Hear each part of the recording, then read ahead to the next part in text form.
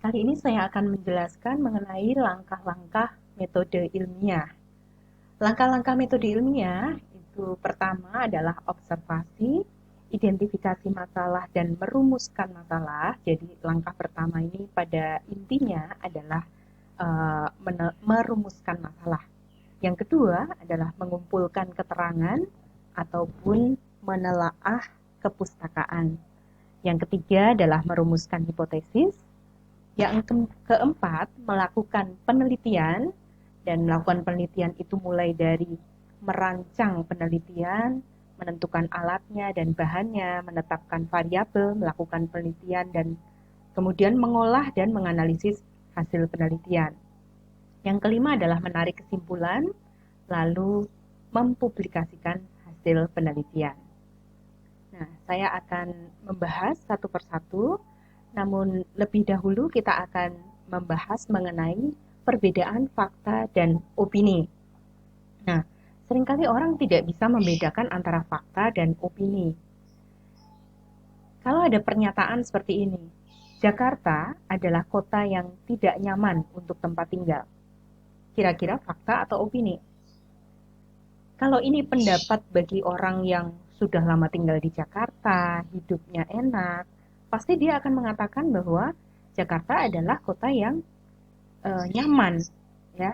Tetapi kalau orang yang melihatnya itu adalah orang yang tinggal di Jakarta sebagai kaum urban, kemudian tidak punya rumah yang layak, gitu ya, dan untuk pekerjaannya juga tidak menentu, maka dia akan mengatakan Jakarta tidak nyaman untuk tempat tinggal.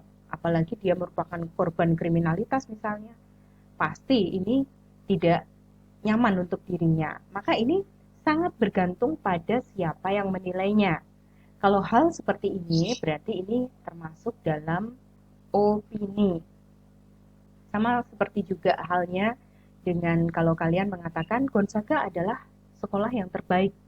Nah, ini untuk siapa?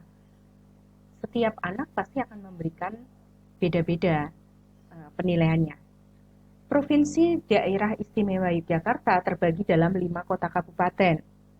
Nah, ini kan ada datanya ya. Ada datanya, maka ini adalah fakta. Suhu siang ini adalah 24 derajat Celcius dengan kelembaban 60%. Kalau ini merupakan data, diukur dengan termometer, diukur dengan hygrometer, maka ini adalah fakta. Kecoa tergolong dalam kelompok serangga. Serangga itu berkaki 6 ya. Kecoa berkaki 6 memiliki eksoskeleton karena dia arthropoda dan bernafas dengan trachea. Nah, ini jelas-jelas ini adalah hal yang melekat pada diri kecoa. Maka ini adalah fakta. Nomor 5, urbanisasi adalah penyebab peningkatan pencemaran udara. Nah, ini akan menjadi fakta jika didukung dengan data-data. Tapi kalau tidak ada data yang mendukung, maka ini hanya akan berhenti pada opini. Nah, seringkali di media sosial itu terjadi perang opini ya, karena pendapat orang berbeda-beda. Dan opini itu tergantung siapa yang bicara. Baik, untuk observasi ya, observasi itu perlu dilakukan sebelum kita membuat rumusan masalah. Hasil observasi itu bisa berbentuk tabel, grafik, gambar, bagan, ataupun deskripsi. Misalnya kalau kamu melihat sebuah perkampungan, lalu kalian akan menyampaikan misalnya perkampungan itu kumuhnya seperti apa, itu kan susah untuk digambarkan dengan grafik. Tapi kalau kamu mendeskripsikan bahwa ada banyak penduduk dengan kebiasaan yang tidak memperhatikan kebersihan, lalu rumahnya yang tidak layak sebagai tempat hunian misalnya. Nah, itu kan bisa dideskripsikan. Nah, sekarang pada langkah merumuskan masalah. Kita harus tahu lebih dulu masalah itu apa. Masalah adalah kesenjangan yang terjadi antara idealita dengan realita. Nah, seseorang yang akan melakukan penelitian itu harus memahami terlebih dahulu permasalahan yang terjadi. Jadi kesenjangannya apa? Ya, dan itu dilakukan melalui observasi maupun dengan kajian pustaka dari penelitian-penelitian yang sudah pernah dilakukan. Nah, ini eh, contohnya misalnya ya, kesenjangan yang terjadi apa coba ya? Pemberantasan nyamuk telah banyak dilakukan dengan fogging atau pengasapan. Tetapi kasus demam berdarah dengue di berbagai daerah di Indonesia semakin meningkat. Coba apa kondisi idealnya dan apa realitanya? Kondisi idealnya kalau sudah banyak fogging itu harusnya kan nyamuk-nyamuknya sudah pada lari nih ya, dan DBD jadi berkurang. Itu kan idealnya. Tapi realitanya ternyata kasus DBD itu tetap meningkat terus. Nah, ini kan berarti ada hal yang nggak benar ini, nggak ada hal yang jadi masalah ya. Masalahnya apa ini? Kok antara idealita dengan realita beda? Lalu pendidikan lingkungan hidup di Indonesia itu sudah dilaksanakan sejak tahun 70-an, 1970 ya. Namun kerusakan lingkungan yang bersumber dari perilaku manusia masih terus terjadi dan justru meningkat. Nah, pendidikan lingkungan hidup itu kan sebenarnya harusnya itu membentuk karakter, membentuk akhlak manusia yang seharusnya lebih peduli pada lingkungan. Itu sudah sejak tahun 1970. Tapi ternyata sampai sekarang kerusakan lingkungan yang bersumber pada perilaku manusia, entah itu penebangan hutan, entah pembuangan sampah, pembuangan limbah berbahaya, itu tetap terjadi. Berarti kan karakter manusianya ini tidak terbentuk. Ada kegagalan di sini dalam PLH ya. Jadi ini masalah kan ini ya. Jadi ini statement masalah ya. Kalau merumuskan masalah itu dalam bahasa Inggris tuh rumusan masalah adalah problem statement. Lalu dari rumusan masalah baru kita bisa turunkan ke pertanyaan penelitian. Tadi kan statement ya. Lalu bagaimana statement masalah itu bisa menjadi pertanyaan penelitian? Setelah dirumuskan permasalahannya dengan jelas, peneliti dapat membuat fokus penelitiannya dengan menyusun pertanyaan penelitian. Jadi sudah dirumuskan masalahnya apa, lalu mau fokus meneliti yang mana?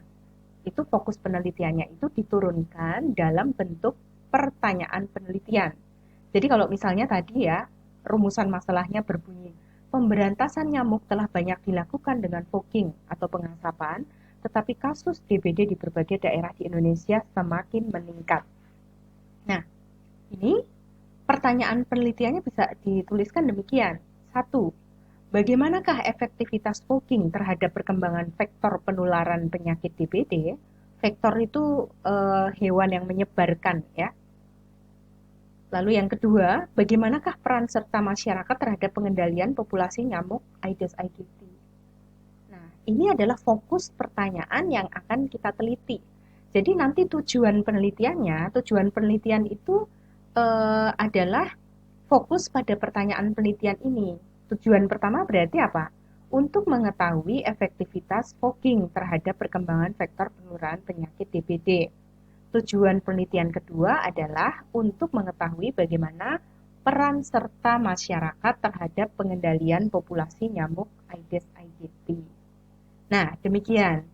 Jadi ini merupakan langkah metode ilmiah yang pertama, yaitu membuat rumusan masalah. Lalu untuk memfokuskan rumusan masalah kita itu, kita fokuskan dalam bentuk pertanyaan penelitian. Nah, setelah melewati langkah pertama metode ilmiah, kita akan masuk ke langkah berikutnya, yaitu mengumpulkan keterangan. Mengumpulkan keterangan ini bisa dilakukan dengan mengkaji teori-teori yang ada, penelitian-penelitian terdahulu, ya, jurnal-jurnal penelitian, lalu juga mengumpulkan segala informasi yang mengarah pada kedekatan pemecahan masalah. Ya. Nah, jadi ini kajian pustaka. Maka nanti dari kajian pustaka itu kita bisa membuat kerangka berpikir. Setelah membuat kerangka berpikir, baru kita bisa melakukan langkah metode ilmiah yang ketiga, yaitu merumuskan hipotesis. Hipotesis itu apa? Hipotesis itu adalah dugaan atau jawaban sementara terhadap suatu permasalahan. Penyusunan hipotesis ini dapat berdasarkan hasil penelitian sebelumnya atau yang pernah dilakukan oleh orang lain. Jadi kalau tadi ada dua pertanyaan yang kita ajukan ya tadi ya, bagaimana efektivitas fogging, lalu bagaimana peran serta masyarakat. Nah, ini hipotesisnya itu bisa dijawab dulu itu ya, pertanyaan itu dijawab dulu dengan hipotesis, di dugaan. Tapi untuk membuat dugaan ini, kita tidak bisa asal-asalan. Kita juga harus membuat analisa dari teori-teori yang pernah dilakukan, pernah dibuat, atau penelitian-penelitian yang pernah dilakukan. Begitu. Oke, kita sampai pada langkah pertama, merumuskan masalah. Langkah kedua adalah mengumpulkan keterangan. Langkah ketiga adalah merumuskan hipotesis. Nah, nanti akan kita sambung dengan langkah keempat, yaitu melakukan penelitian, lalu membuat kesimpulan, lalu mempublikasikan hasil penelitian. Nah, akan saya sambung dengan video yang lain untuk langkah berikutnya ya.